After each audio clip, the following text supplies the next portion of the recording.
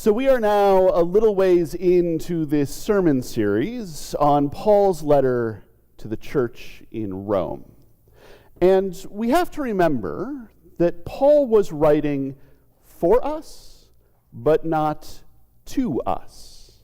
He was writing to a different church with different expectations in a different culture, using a different language, all those kinds of things. And so his argument in this letter doesn't quite take the same shape that we would give it if we were making an argument in a letter, let alone if we were making an argument in a book or a blog post or a video. And so it is kind of only now, as we get a little bit into it, that I think we can really see the shape of Paul's argument to this church in Rome. Paul lays out the problem. We talked about this some last week.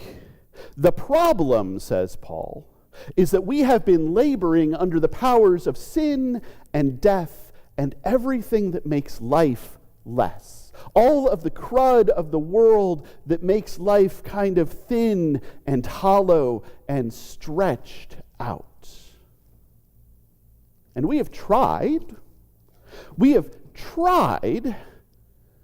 to make ourselves righteous, to make ourselves good, to get fuller lives. We have made laws, we have made rules, we have written statements and manifestos. We have tried so hard to say, if we do these things, that will make it all right.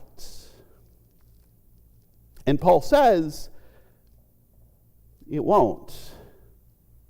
I mean, if it did, it would have worked by now, right? No matter what the law is, no matter what the rules are, no matter what the statements and manifestos say, no matter how close we adhere to them, and elsewhere Paul does say that he is blameless under the law. He's done his following. No matter how hard we do this, it doesn't make us righteous. That's true even if the law that we follow was handed down to us from a mountain by God. We can look at the commandment, you shall not steal. We can know the commandment, you shall not steal. We can try to live the commandment, you shall not steal, and the powers of sin and death and everything that make life less are right there, sneaking up behind us, whispering us in our ear, yeah, but that's not technically stealing, right? So just go ahead. You'll still be following the law, so it's okay. And so Paul tells us that there is a gap. There is a gap. There is an unbridgeable chasm between being law-abiding and being righteous. So what are we to do? Well, kind of give up on being righteous. Kind of say, I'm not going to try to follow the law anymore. I'm not going to put my faith there anymore. I'm going to put my faith in God. And if I trust God, that will be reckoned as righteousness. And things will spring from there. But then he goes further, right? And we talked about this some last week too. We who have such a struggle doing this can rely not on ourselves, but on Jesus, who did the thing. Jesus lived a life of faith. Jesus lived a life of trusting God, even though that led to the cross. When it led to the cross, Jesus trusted God. Even though it led to the tomb, when it led to the tomb, Jesus trusted God. And then it led to the resurrection. And Jesus, who had faith in God, all through all of that, now sits at the right hand of God, ruling over all of creation. And all of us, and not just all of us, but everyone, and not just everyone, but all of creation, is now, by Christ, saved from the powers of sin and death and everything that makes life less. Liberated from the powers of sin and death and everything that makes life less. Redeemed and restored and repaired from the powers of sin and death and everything that makes life less. And that means that all of us, and not just all of us, but everyone, and not just everyone, but all of creation is with Christ resurrected to new life. There's a question that comes up when you say that sort of thing. There's always someone who shows up to say, well, if all of us, and not just all of us, but everyone, and not just everyone, but all of creation is saved and liberated and redeemed and restored and repaired and resurrected, why not, go nuts? Why not steal everything that's not nailed down? Why not covet all of the stuff you want? Why not murder people? That's a question that I've heard asked to people who don't even believe in God, who don't even believe that there's anything out there to judge us or to love us. And the answer that sometimes gets given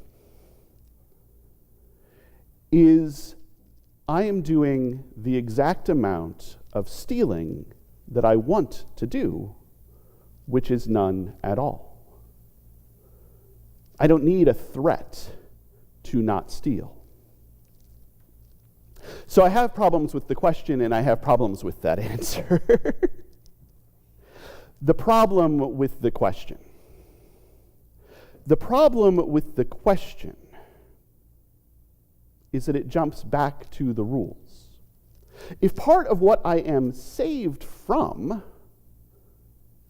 is the idea that God is going to judge me for not being righteous enough, then my faith is not so much in God as it is in the law or the rules or the statements of the manifestos. My faith is not so much in God as it is in the punishment. That's the thing that I'm sure of. And so I've already given up on what I was looking for. My problem with the answer is that it gets the problem wrong. The problem that I have is not that I want to steal, but keep being foiled by those meddlesome kids.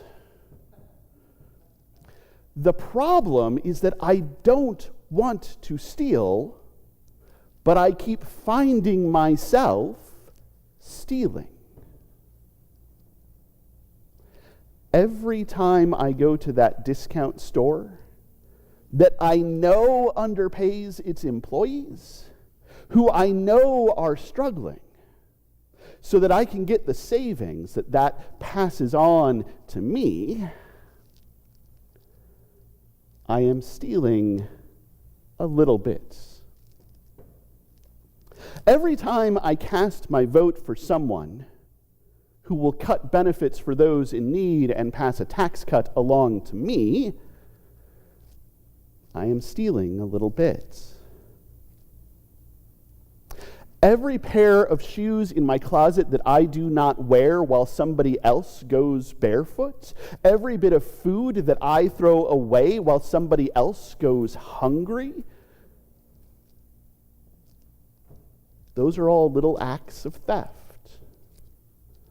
And it turns out that stealing and coveting and murder and all of the other things are group projects, and I do my part. So the answer to why not just go nuts is not that I am doing exactly what I want to be doing. It's that I don't want to be doing it, so why would I do it more?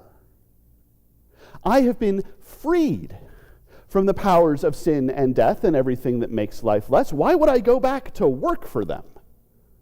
I have been liberated from the powers of sin and death and everything that makes life less. Why would I re-enslave myself to them?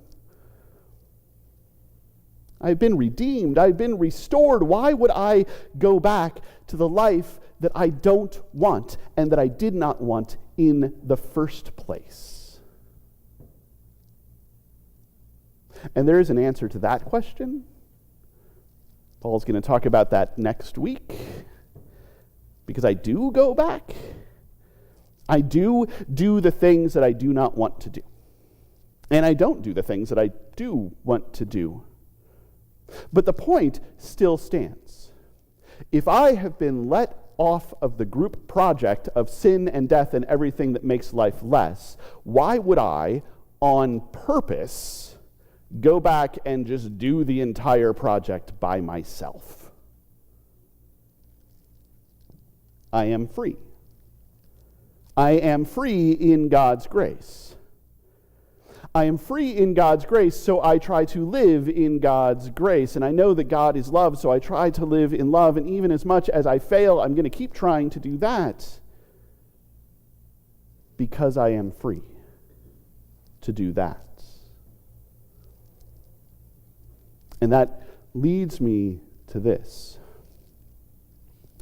It is easy to believe. It is tempting to believe. The powers of sin and death and everything that makes life less want us to believe that somehow, if I do all of the right things, if I live according to the right laws and right rules, if I obey the right statements and manifestos, then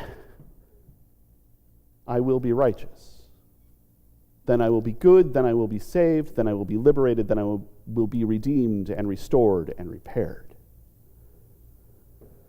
And, failing that, the powers of sin and death and everything that makes life less want to say, if you have enough faith,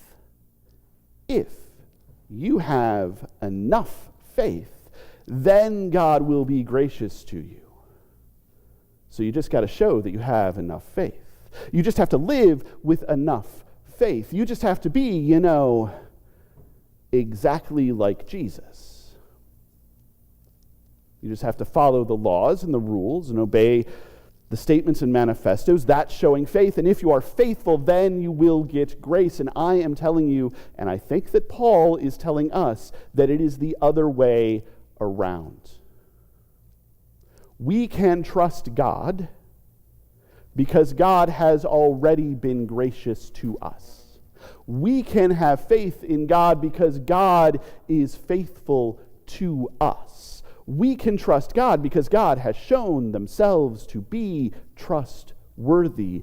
God did the thing, so we can trust that God has done the thing, and that we are free from the powers of sin and death and everything that makes life less, and we are free to live lives grounded in love, even though it's hard, even though we will mess up, even though we will sometimes fail. And we can keep trying until we get it right.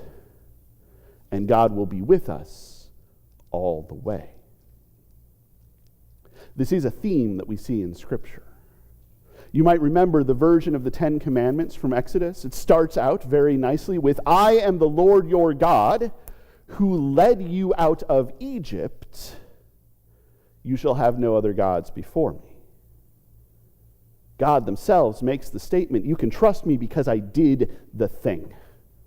When God earlier speaks to Abraham, God makes the promise, and Abraham has faith in the promise, and it is reckoned to Abraham as righteousness, but that is not because Abraham just had faith out of nowhere. That is because Abraham believed the promise. God did the thing, Abraham had faith.